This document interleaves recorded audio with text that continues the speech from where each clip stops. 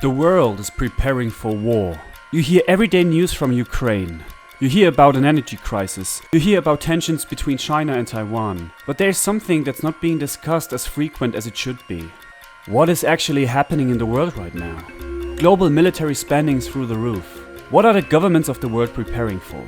It looks like war is on the horizon. Let me explain where the next conflicts will flare up and why. And why we cannot escape our current trajectory. Welcome to Dark New World. As almost everyone on the planet realized, something is wrong with the world. Something inside us is constantly warning us that there may be danger ahead.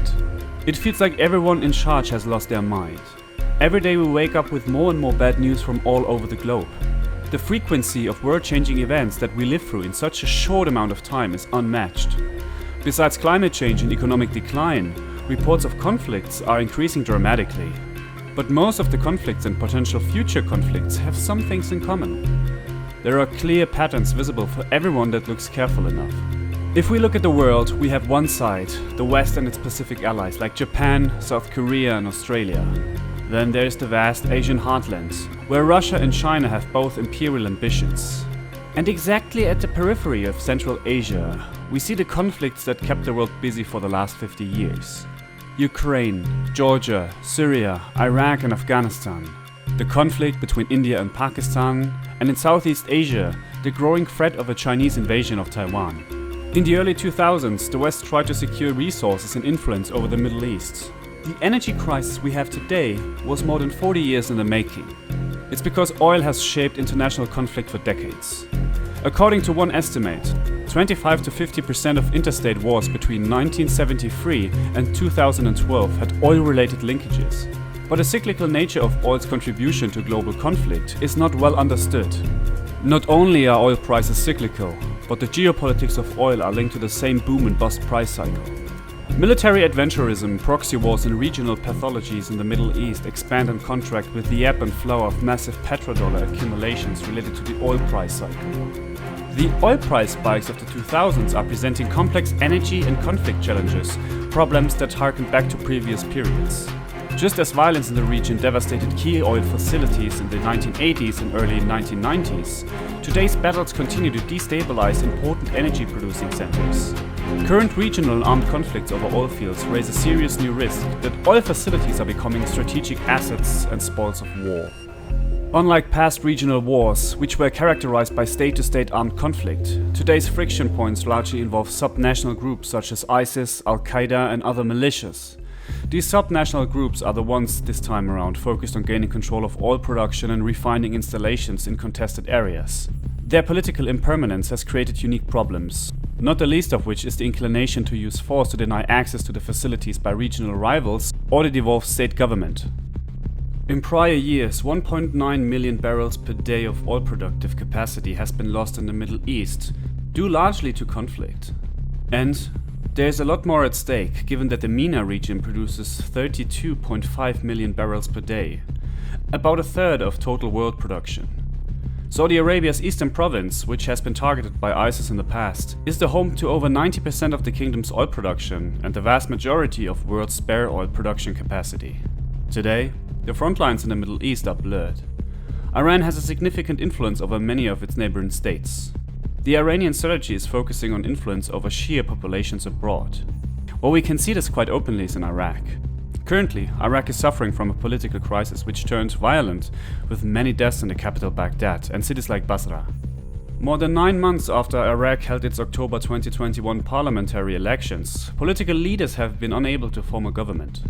The country's political crisis reached a boiling point when demonstrators, mostly supporters of Shia leader Muqtada al-Sadr, one of the most powerful people in the country, stormed the Iraqi parliament to protest against the corruption in one of the candidates running for prime minister.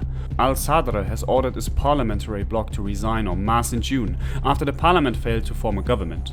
It's Iran's influence in action right here. And Iraq is not the only country with this problem. Syria, Lebanon and Yemen both have semi-active conflicts, in which at least one major Shiite faction is involved and tries to secure Tehran's interests. Iran could see a direct conflict, or as an alternative, an uprising in many of the neighboring countries. Then there is the conflict with the United States and the nuclear program. The Middle East will stay connected to global politics for the future. But with so many unresolved disputes, a war is just a matter of time. Let's head into the Pacific, where China wants to end a civil war that is raging for almost 80 years. The fourth Taiwan Strait crisis is in full swing. The PLA has continued its military exercises after Speaker Pelosi's departure from Taiwan. The PRC has imposed targeted sanctions upon Taiwan.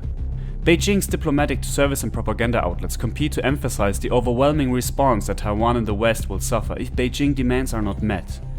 Beijing's demands, of course, cannot be met.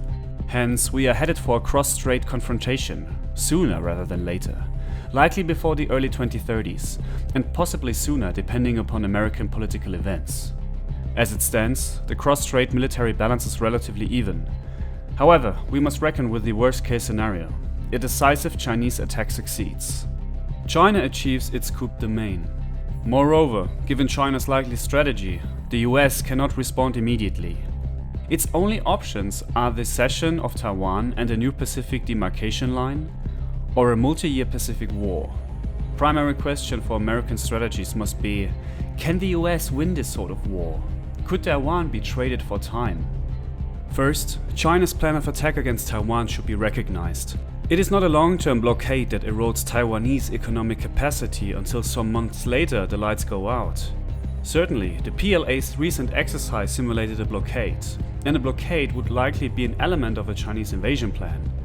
As historical parallels demonstrate, sea and air control are prerequisites to a successful amphibious assault. However, Taiwan is not Cuba, and the PRC is not the US in 1962. The American quarantine, a blockade by another name, successfully isolated Cuba from additional Soviet nuclear transfers.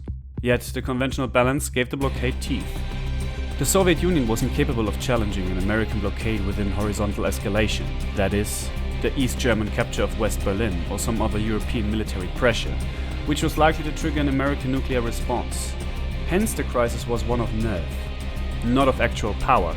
By contrast, the PLA could blockade Taiwan without attacking it. The US could challenge that blockade with an air-naval escort mission. This puts China in a worse position than simply attacking. The US would use the blockade as a valuable war warning, surging forces to the Indo-Pacific and encourage allies to prepare for combat. More likely than a gradual approach is a decisive, violent action to overwhelm Taiwanese resistance. This would involve a major missile barrage, a blockade, and an air-heliborne assault followed by an amphibious landing in traditional combined arms land combat. All the while, cyber attacks and saboteurs will seek to disrupt Taiwanese cohesion. Unlike Russia, which constructed a display of military power that it believed would shock its opponents out of the war, the PLA would likely use extreme violence to resolve the conflict as rapidly as possible. Or at least to reduce Taiwanese resistance and force Taiwan into an attritional war that relies on Western support. The issue of support, like in Ukraine, is key.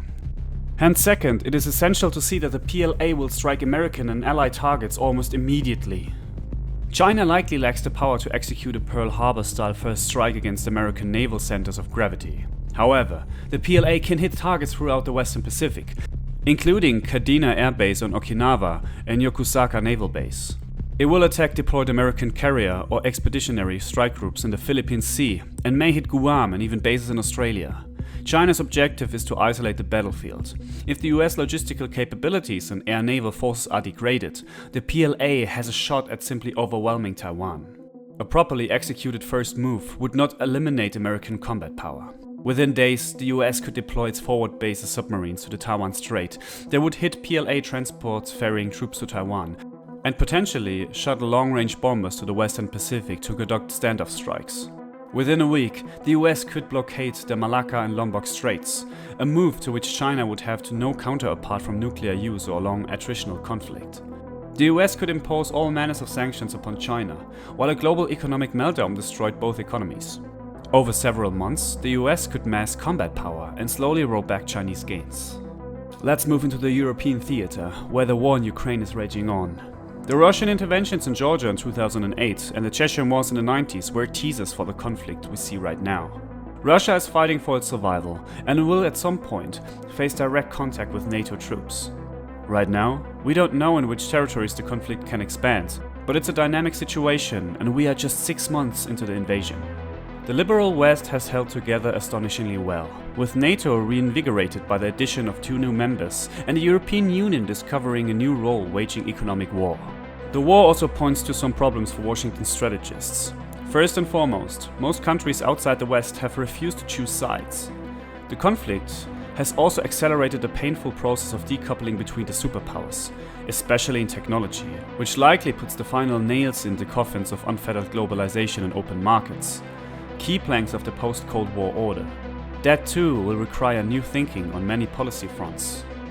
All in all, the wars of the next decade will be far more dangerous than the wars we know from the past 20 years. In an unstable world, regional war can escalate into a third world war, the topic of the video on the left. If you want to support me, check out my Patreon down below. And on the right, we have a video about the fading oil supplies of humanity. My name is Dennis. Thank you for watching and goodbye.